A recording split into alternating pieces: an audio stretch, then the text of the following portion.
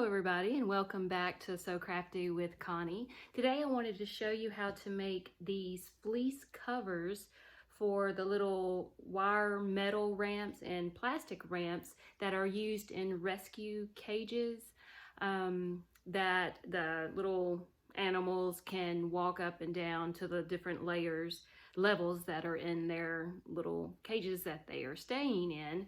And this helps with little paws so they don't get stuck in the wires, and it's just a little bit safer or more comfortable for them to go up and down.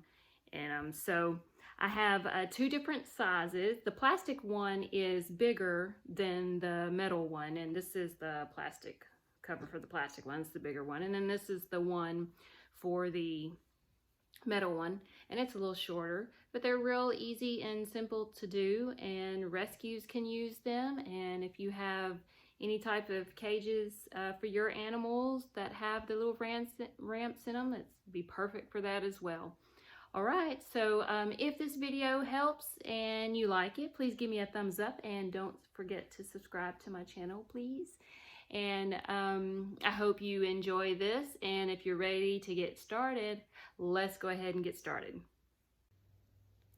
All you need to make these ramp covers is just a piece of fleece, and the plastic piece is 42 inches by 8.5 inches. It's a little longer, and then the metal wire rack is 38 inches by 8 inches. And so you could just cut out one continuous strip, and that's what I did. Now, another important thing when you cut these out is to make sure that the stretchy part, all fleece is a little stretchy. Some more stretchy than others, but you want to make sure that the stretchiness goes the width of the piece that you cut out, not the length. That way it helps them be able to get it on the ramp, and so that makes it a little bit easier for them to pull it up if it's stretchy on the width side. And the way you can tell that is when you get ready to cut your piece out, just fold your fleece however you want to do it, lay it out, and then just kind of pull on it. And if it's stretchier one way, then you know that just needs to be the width going down. And then the length can be the not so stretchy part, if that makes sense. If you have any questions about that, you can send me a email, flemingconnieg@gmail.com, or you can comment, and I'll be happy to help you with that. But it's really easy to do. Okay, now we're going to take this over to the sewing machine and start sewing it up. It's very easy. This is a great tutorial for beginners. And we're just going to sew down a top seam and then just sew up the sides, and that'll be it. So let's go ahead and get started. Okay, I'm going to start with the long one first. And to start with, you're just going to find the wrong side of the fabric. Sometimes it's harder to tell with fleece, but basically what you do is just look to see either the softer side or which side is darker. And to me, this side looks darker. So I'm just going to fold it like this. You want to fold it with right sides together. And now you're just going to take one end and you're going to fold it over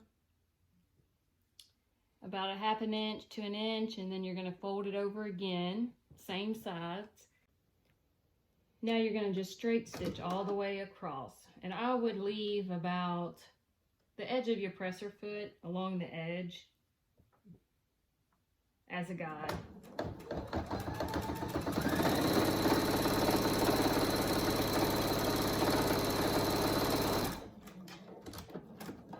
Okay. So I sewed that down like that, and now we're going to do the same thing on the other side, making sure that when you fold it, it goes towards the wrong side of the fabric. Now we're going to straight stitch this side down.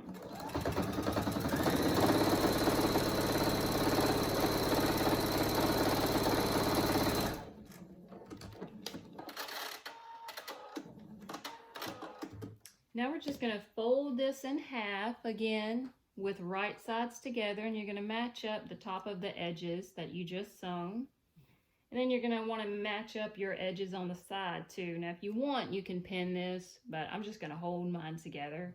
And then you're going to sew a 1/2 inch seam allowance all the way down on one side. Now when you start sewing at the top, you want to go a little bit and then you want to back stitch to secure it.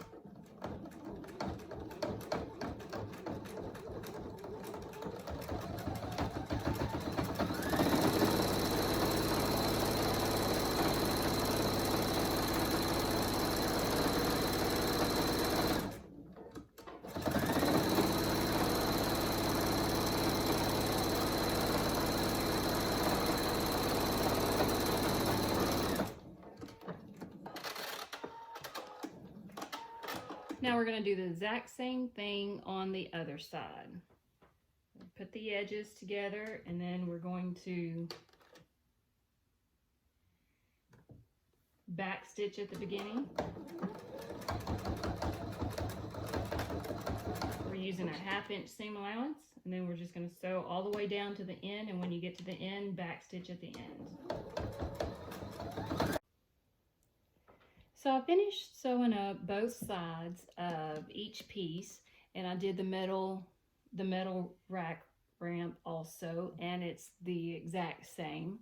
And so now what you want to do is you want to cut your loose threads, and then you want to just trim the seams about 1/4 of an inch or so to what you just sewed. Careful not to cut the seams. And then do the same thing on this side, cut the loose threads, and then just cut the seams, clip them kind of close. Now you want to go ahead and turn it right sides out.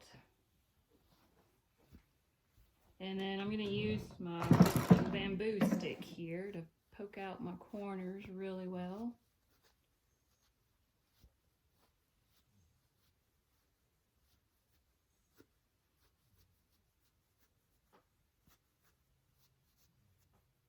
Okay, so I got those corners poked out, and then we're going to do the same thing to the smaller one.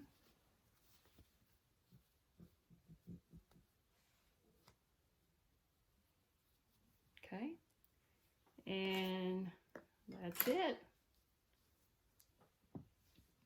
So we've got them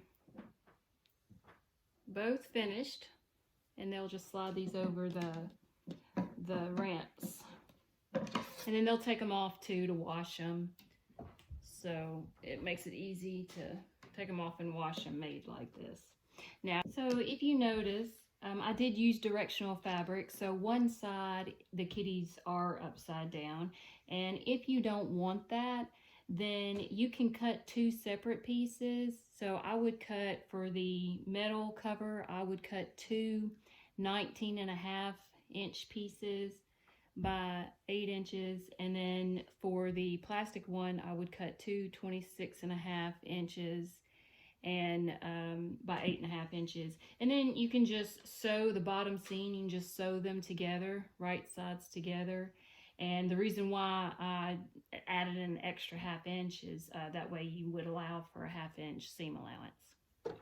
So all right, that's all there is to it. Very easy, and these are very, very appreciated.